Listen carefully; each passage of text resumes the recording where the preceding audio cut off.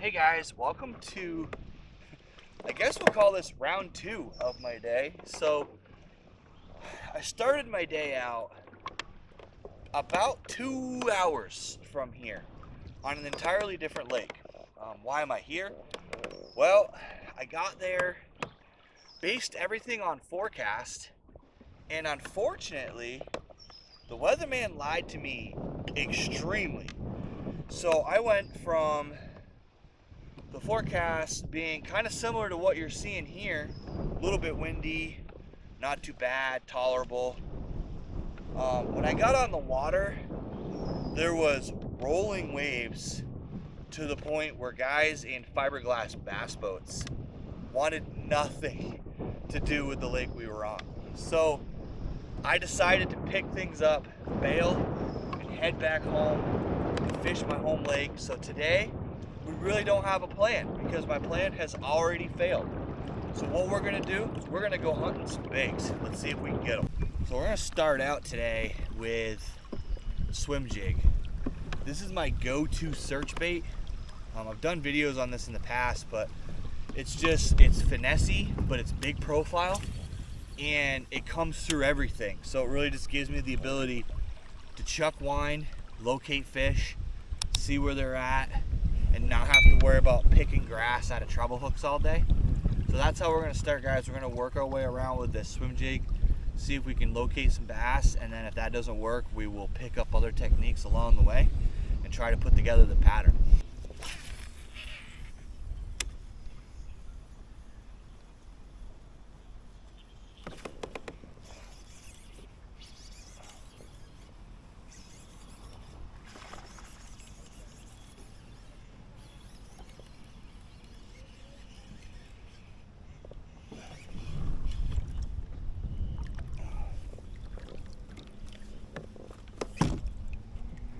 Oh, there's the first fish, guys. Oh. Another one. Another little guy. It's 2 in a row on the chatterbait, so clearly that's a bait that's gonna work for me today. Not monsters though, they're not what we're looking for, so we're just gonna keep looking.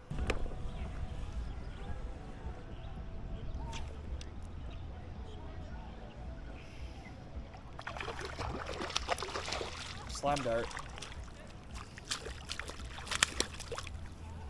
Slime dart. Not a monster. Not even the species we're targeting. Here you go, guys.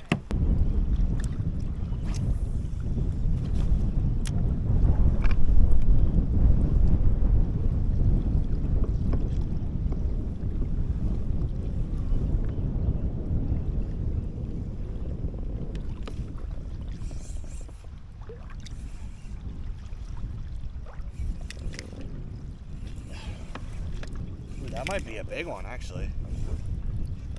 Huh.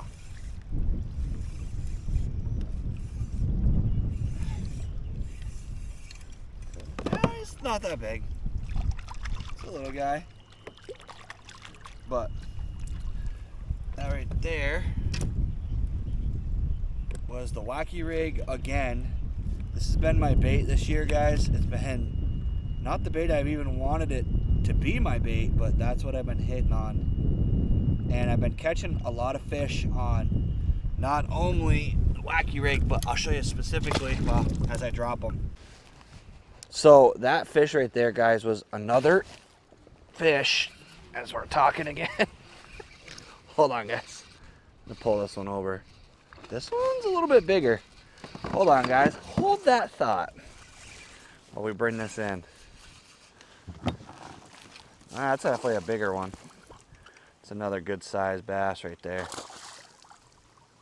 All right, guys, so what I was trying to say, before I was so rudely interrupted by this guy, is, wow, he is pissed on, is that fish was caught on a wacky rig using just standard reaction tackle weedless wacky hook and my new FX rod. So I'm actually gonna get this guy on the measuring board because he's not a monster, but he's definitely gonna help me in the tournament series that I'm in. All right, guys, 17 3/4, probably like a 2.5, maybe 3-pounder.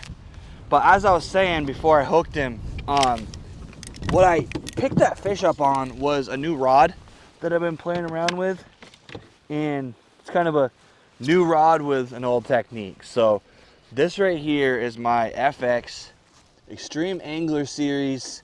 It's a 6'6" medium fast rod. I'm running Hi-Vis 10-pound reaction tackle on it. That's the braid. I'm running it to about, I don't know, 16-inch Seaguar VizX fluorocarbon leader with a reaction tackle weedless hook.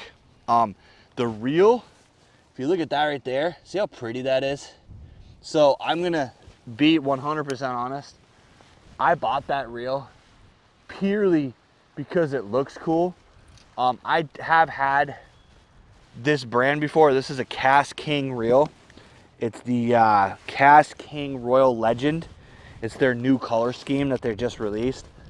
And like I said, I'll admit, I bought it mostly because of the color pattern. I needed another reel for this new rod anyways, but to be honest, I'm really, really impressed with the casting ability, the drag system, the ability to fight fish with it. It's been really, really good. As you guys probably realized in the beginning of the video, and as I've kind of been fishing today, it's extremely windy, and being able to cast fairly light baits into the wind with a spinning rod, especially a shorter rod like this, really just kind of shows you how good that reel is, because it's not winging out, it's not having any issues throwing distances. So that's actually been a really good situation for spending my money on something shiny and ultimately having it be actually functional and effective as well. Now, what I'm actually doing right now is something that a lot of people, I've actually had some conversations with some of my buddies that don't do this, and it surprises me. So I've done a lap around this bay, right? I fished this whole area, and I really didn't get a reaction bite. And I thought I would. That's windy, there's a lot of current on the water, but they just weren't having the chatterbait, the crankbait, the swim jig, all my normal reaction style baits. And I fish this like a lot, so these are baits that I've caught a lot of fish on. They're just not working. So a lot of guys will just give up and they'll just go home. But I will tell you one thing you really need to do, especially if you're out here, trying to find the bigger than average fish, or just trying to fill up a bag, or just honestly just have a good day on the waters. Slow down and finesse. Don't be afraid to grab the wacky rig.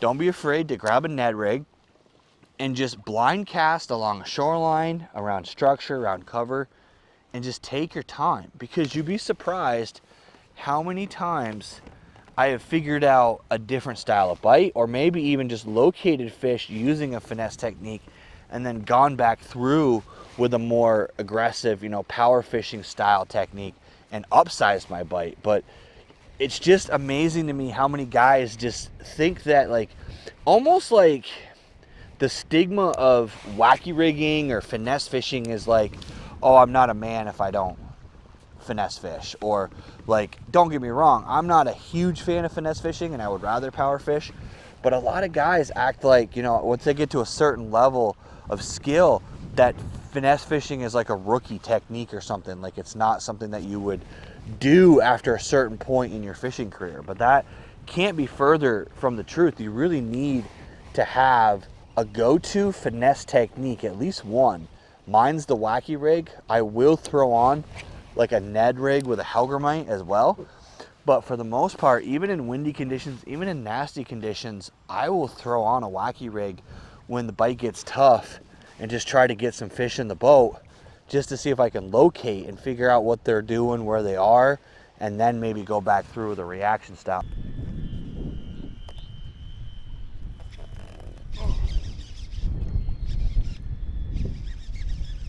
That's a pike. We hit that, I think that's a pike. Oh.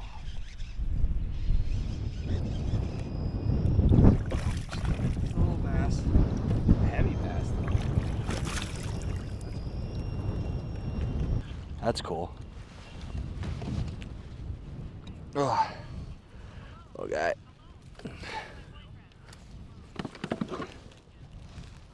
Stop recording.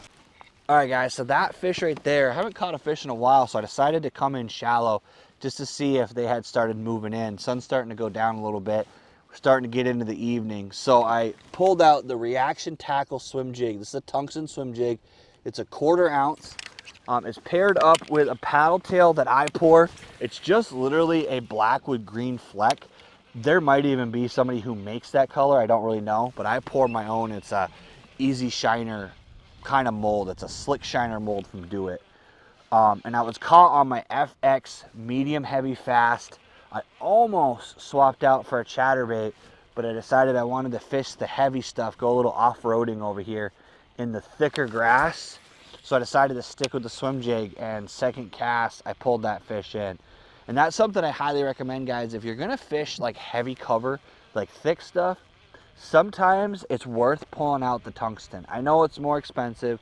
I know it's definitely less attainable than the lead stuff, but I will tell you that if you can get your hands on some inexpensive tungsten, I highly recommend it, because the tungsten being smaller comes through that grass a little smoother. It's a smaller profile and it just fits in there better. You can pop it through easier, and it's still the same weight, so you have the fighting power and the ability to catch fish like this pike right here, because you're able to get it into places that you may not be able to get your other baits. So show you guys that fish real quick.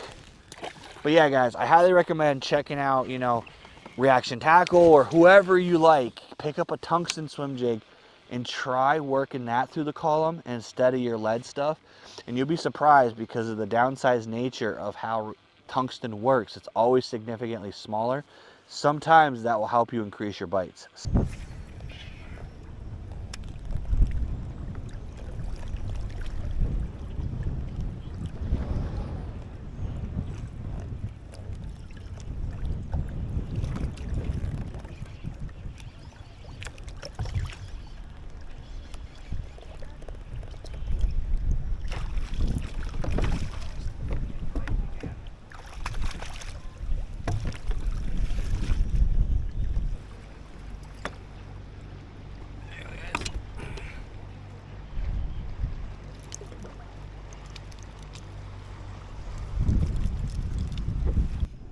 Alright guys, I am back at the ramp. I give up. No monsters today like I had originally planned. It was kind of a pivot from the original lake. The original lake I was fishing, I was actually trying to target more smallmouth. I'm kind of rigged for smallmouth more than largemouth, and I just decided the heck with it and came back to my home lake. Caught a bunch of fish, as you guys saw. Had a pretty good day overall. Managed to pick up the almost 17-inch bass, so that's going to help me a little bit in my tournament. But the month long that I'm doing, I need about 91 inches to get in first, so that fish is going to have to be cold if I expect to get in the money. But it will move me up a little bit in the standings. I'll put the standings up here actually, just so you guys can see that. I'm going tomorrow to practice for a tournament. I have a tournament in July that I'm going to be fishing a small 200-acre reservoir, so be on the lookout for that video, guys, because I'm going to be very, very detailed on how I break down the water, why I do what I do, what baits I'm using, what rods I'm using. So that one's going to be a little bit more detailed than this one, but overall, I want to thank you guys for coming along with me. I really appreciate you taking time to watch this video. If you haven't already, hit that like, hit that subscribe. It really helps out my channel. And as always, let's get out there, catch more fish.